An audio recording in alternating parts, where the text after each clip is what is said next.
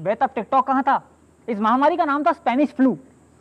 ये Spanish flu 1 साल तक चला था और इसकी चपेट में 5 करोड़ से ज्यादा लोग आए थे। उससे पहले और उसके बाद इंसानों ने ऐसी कई महामारी देखी, लेकिन सबसे ज्यादा नुकसान उन्हीं का हुआ है जो बहुत ईमानदारी से, बहुत मेहनत से, बहुत कम पैसों के लिए हमारी मुश्किलें आसान करते हैं, इतना संघर्ष करते हैं लेकिन चुपचाप।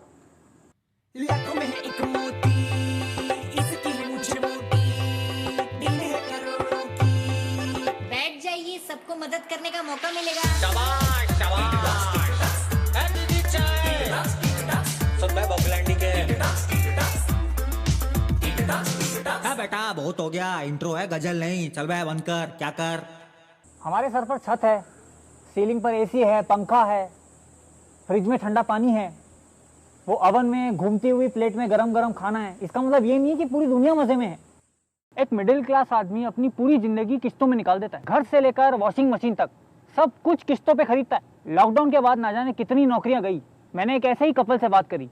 मैं बिजली का काम करता है, ये कोटी में काम करते हैं। अच्छा, तो आप मतलब कोई सोसाइटी में? हाँ सोसाइटी में। सोसाइटी में। तो लॉकडाउन जब हुआ तब आपको पता था, आपको अंदाजा था कि इतना भयानक हो जाएगा? नहीं, नहीं इतना भयानक पता नहीं था जो इतना भयंकर होगा। तो लॉकडाउन के बाद कैसा फर्क आया काम में? आपके क्या काम में कुछ फर्क आया ज्यादा? काम में तो काम उसी दिन से बंद कर दिया। वो हमारा ठेकेदार भी ऐसे ही, ठेकेदार की तरफ से काम करते, वो ठेकेदार भी मना कर दिया, बोला घर वर चले जाओ। अब घर जाने का कोई साधन ही नहीं था, मैं फंस गया। मेरा घर पे पैसे देने वाला कोई नहीं है, मैं कैसे जाऊं? तो टोटल कितने परिवार में कितने लोग हैं? यहाँ तो मान लो 2 बच्चा हाँ। और हम दोनों। तो दीदी जो आपकी सोसाइटी है, हाँ। जहाँ आप काम करते हो, आप कितने घरों में काम करते हो? वहाँ 5 घरों में। 5 घरों में। ऐसे वो लोग फोन भी नहीं करता है, कोई कोई तो मदद फिर भी किया। हाँ। और कोई तो मान लो फोन भी नहीं रिसीव करता है, फोन देख के तुरंत कर देता है। आप जल्दी से आप लोग कुछ करिए, हम लोग अच्छे से गाँव पहुँच जाए, बस इतना। कुछ दिन पहले सुन रहा हूँ मजदूर को घर जाने के लिए राजनीति चालू हो गया। हम लोग जाएंगे तो कैसे जाए घर? 3-4 बार फॉर्म भी भरा यहाँ थाने में। बहुत कुछ किया, अभी तक कुछ खबर अभी नहीं कुछ है। पता ही नहीं है कि हम घर जा पाएंगे या नहीं जा पाएंगे। जब भी फोन करते हैं घर, मम्मी पापा रोने लगता है, कुछ भी करो कैसे भी करके घर आ जाओ। तो आपने ये कोशिश नहीं की कि आप जहाँ काम करते हैं आप उनको बोल दें कि अरे? उनको बोला था, वो एकदम मना कर दिया, बोला अभी लॉकडाउन में घर जाओ, घर से आओ, फिर उसके बाद जो भी कुछ होगा वही। घर कैसे चले जाएं? खाने पीने घर का पैसे नहीं आप देता जैसे है, वो जाना भी है नहीं जाओ। देता है, तो कैसे क्या करेंगे? क्योंकि रूम किराया भी देना है। अभी तो चलो रूम वाला अच्छा है, हमें निकाल नहीं दिया है। अभी फिर से अगर लॉकडाउन हो जाएगा तो फिर हम पता नहीं क्या हो जाएंगे। क्या हो जाएंगे कुछ पता हमारा नहीं। कोई ठीक नहीं है। अब तो हमें अगर लॉकडाउन कोई में जितना चलने का वो था नहीं सब पहुंचाने कुछ का, किया। सहायता नहीं करेगा घर पहुंचाने का, तो फिर हमारा ऐसे सिंगल वाला होता तो पैदल के चली जाओ। बच्चा छोटा छोटा बच्चों को दूर लेके का कैसे रास्ता है, जाए? घर- हमारा तो घर भी सफर भी नहीं बहुत निकल दूर का सकते। है, 3 दिन का सफर है हमारा। और तो ठीक आप से तो आप बच्चों को कैसे मनाते हो जब वो कहते हैं कि मुझे ये खाना है वो खाना है? अब क्या करेंगे, ऐसे मजबूरी में तो करना ही पड़ेगा। एक थैली अगर दूध ला के वही पूरा दिन पानी यानी मिला के बच्चों को देना पड़ता है। अभी तो बच्चों को रोकना पड़ेगा। हम लोग अगर कुछ वो करेंगे तो चल जाएगा, बच्चा लोग तो नहीं। पूरा दिन रोते रहेगा, मम्मी बिस्किट दे, मम्मी दूध दे, मम्मी ये दे, मम्मी खाने के लिए पैसा दे। बच्चों को हर साल में नया कपड़ा वपड़ा देना पड़ता है। इस बार तो ऐसे हालत हो गया, मन कुछ नहीं, खाने का पैसा नहीं, मिट्टी तो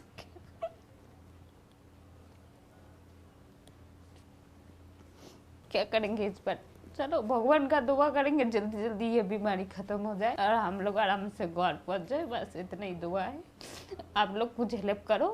मेरा आप लोगों को ये बताने का मकसद सिर्फ इतना है कि कैसे हम जैसे लोगों में भी बहुत ताकत होती है।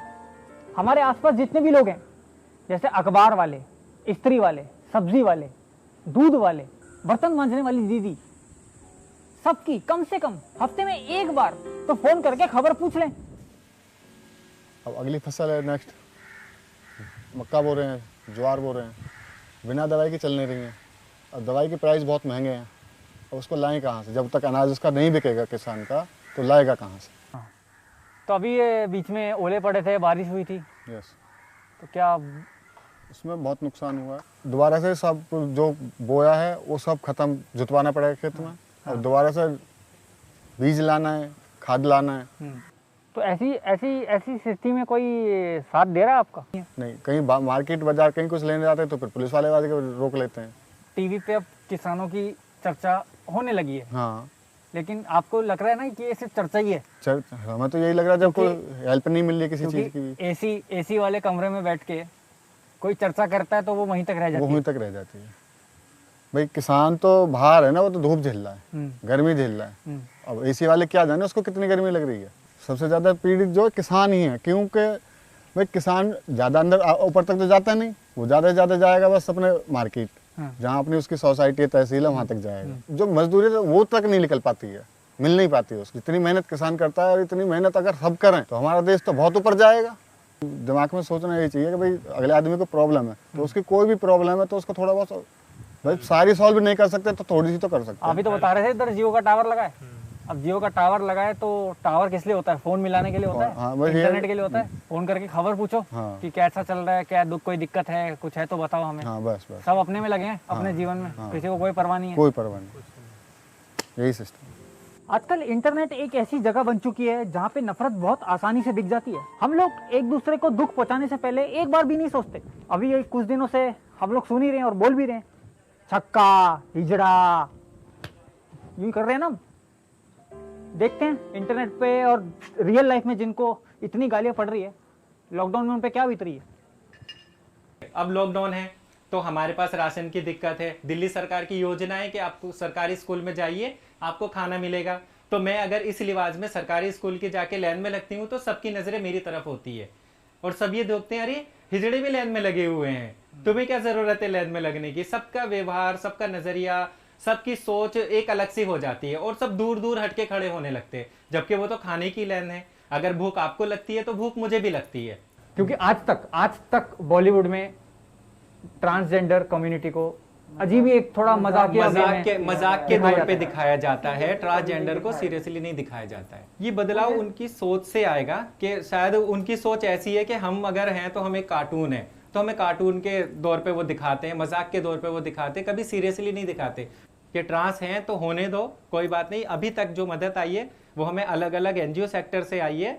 मैं जैसे इंटरनेट पे देखता हूँ कि बहुत से जो आज के जिसको मिलेनियल कहते हैं बच्चे, ये सब बच्चे अंग्रेजी फिल्में, हॉलीवुड की फिल्में देख देख के उनका थोड़ा सा, मुझे ऐसा लगता है कि उनका माइंडसेट चेंज हुआ है।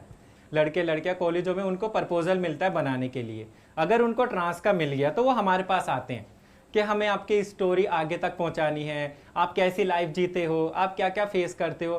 तो वो स्टोरी जब तक उनकी कंप्लीट होती है, जब तक उनका और हमारा रिश्ता रहता है। जैसे वो स्टोरी कंप्लीट हो जाती है उसके बाद में वो कहाँ और हम कहाँ। लेकिन अभी जो हमसे जुड़े हुए हैं, जो नई जनरेशन की आप बात कर रहे हो, कम से कम वो तो हमारे लिए आगे आते। कोई भाई कोई बहन तो हमारे लिए राशन लेके आती कि कोई बात नहीं, मैं आपके वहां पे आई थी और मैंने देखा था कि आपके यहाँ पे ऐसे ऐसे ट्रांसजेंडर है जो कि रोज के 100, 200, 10, 5 रुपए रोज के कमाते हैं, शायद उनके पास खाना ना हो, ये हम आपको डोनेशन दे रहे हैं या ये हम उनके लिए लेके आए हैं, प्लीज हमारे साथ चलिए, हम उन तक देना चाहते हैं, या मैं आपके लिए लेके आया हूँ या लेके आई हूँ, आप प्लीज ये रख लीजिए, हमें कितनी खुशी होती। तो सोच वहां पे लगता कि चेंज हुई है। तो जितने भी बच्चे देख रहे हैं वो तो हम लोग अभी ये इतने टाइम से सुनते ही आ रहे हैं, सोशल डिस्टेंसिंग, फिजिकल डिस्टेंसिंग, लेकिन इन लोगों के साथ फिजिकल डिस्टेंसिंग ना जाने कितने सालों से चली आ रही है। लॉकडाउन खत्म हो तो थोड़ी सद्बुद्धि लाओ और इनके साथ फिजिकल डिस्टेंसिंग खत्म करो। अगर आपके साथ बैठ रहे हैं तो उठ के मत जाओ, अगर आपसे बात कर रहे हैं तो घिन मत खाओ। बहुत माहौल खराब। मुझे शाहरुख खान बहुत पसंद है। कौन सा गाना शाहरुख खान का? सूरज हुआ मध्यम। चलो 1 2 3 4।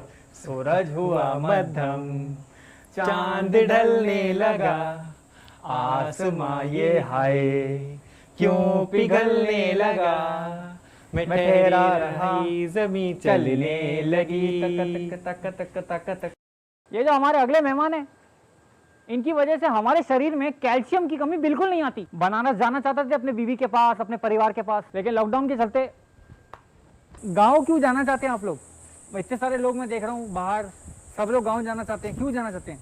यह मजबूरी है, कैसे कि हम लोग इतना दिन का यहाँ पर समय दिए हैं, बहुत ज़्यादा दिन से रह रहे हैं और खाने पीने का कोई बहुत किल्लत हो रही है। रूम किराया देना है, ज़मीन का रेंट देना है, हम दूर से आके यहाँ गाय पाले हैं, अब इनका पेट भरें कि अपना पेट भरें। मजबूरी है, इसलिए जाना पड़ रहा है भैया। नहीं सर, वो ऐसे तो हम दूध तो कॉलोनी में ऐसे बांटते हैं, लेकिन सारा चीज़ बंद होने से ऐसे दूध नुकसान हो जा रहा है, कभी गिराना पड़ रहा है, कभी कहीं सेलिंग हो जाता है, कोई दूधिया ले लेता है। जो आम जनता है वो क्या कहती है, वो उनको दूध चाहिए नहीं चाहिए क्या? वो तो चाहते हैं लेने के लिए, लेकिन अंदर जाने में दिक्कत है। जैसे कोई अंदर कॉलोनी में है, कहीं कोई फंसा है, तो पुलिस वाले रोक रहे हैं, फिर उसके बाद रोड पे भी निकलना मुश्किल हो जा रहा है। पास वगैरह की दिक्कत है, तो पास हम पे है नहीं। तो आप जिन लोगों को दूध देते हो, ए गाय, हाथ लगा लूं? हाँ लगा लीजिए, कोई नहीं।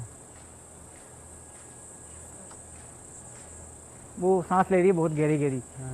अबे भाई, कुछ ये लॉकडाउन से पहले तो जनता लेती थी दूध आपसे, लॉकडाउन के बाद व्यवहार बदला है या वैसा ही एकदम? नहीं, बहुत बदल गया भैया। पहले तो हम लोगों को दूध देते थे, जैसे 2-4 लोग हमारा डेली का कस्टमर थे। वो सब लेते थे, लेकिन अब उनका व्यवहार एकदम से बदल गया। जैसे दूध सैनिटाइजर वो सब हम अच्छा से सुरक्षा से ले जाते हैं, ग्लव्स मास्क लगा के, तब भी वो लेना नहीं चाहते हैं। और ले भी लेते, कोई 1-2 कस्टमर अपना रेगुलर का है, ले लेते हैं, तो पेमेंट में गड़बड़ कर रहे हैं, बोलते हैं कि आगे से पेमेंट आएगा तो पेमेंट करेंगे। तो जिन लोगों को आप दूध देने जाते हैं, जिन लोगों को डिलीवरी करते हैं दूध, वो आपकी खबर वबर पूछते हैं या आप नहीं पूछते? कोई नहीं, खबर तो कोई नहीं पूछता भैया, आप अपना ही सब सुनाते, आप हम लोगों को कोई खाली हाथ आए थे, हम खाली हाथ जाएंगे, खाली हाथ जाएंगे, बस प्यार के 2 गीत वही झील मिलाएंगे। अगर तुम्हारे हाथ में शक्ति होती कोरोना से लड़ने की, तो तुम सबसे पहले क्या करते इस बीमारी को देश से भगाने के लिए? कोरोना के लिए तो वैक्सीन हमारे हाथ में शक्ति होती तो लोगों में ऐसे वहम टाइप का या जो कुछ है कि गाय में कोरोना भी है, पशुओं में गाय को कोरोना हो गया, हाँ, ऐसा भी उनमें वहम है। तो इससे वो सब पैकेट का ही पसंद कर रहे हैं, खुला हुआ दूध अपना गाय का ऐसे लेने में आनाकानी कर रहे हैं। गोलू भाई, कुछ बोलोगे? तुम मुस्कुरा दिए, वही बहुत हो गया मेरे लिए। इन सबके बीच कुछ ऐसे भी लोग हैं जो बिना फल की चिंता किए दूसरों की मदद करते हैं दिन रात। इन्होंने पिछले 60 दिनों में लगातार रोज दिन रात लोगों को सड़कों पे खाना दिया है, उनकी झुग्गी झोपड़ियों में जाके उनको खाना दिया है।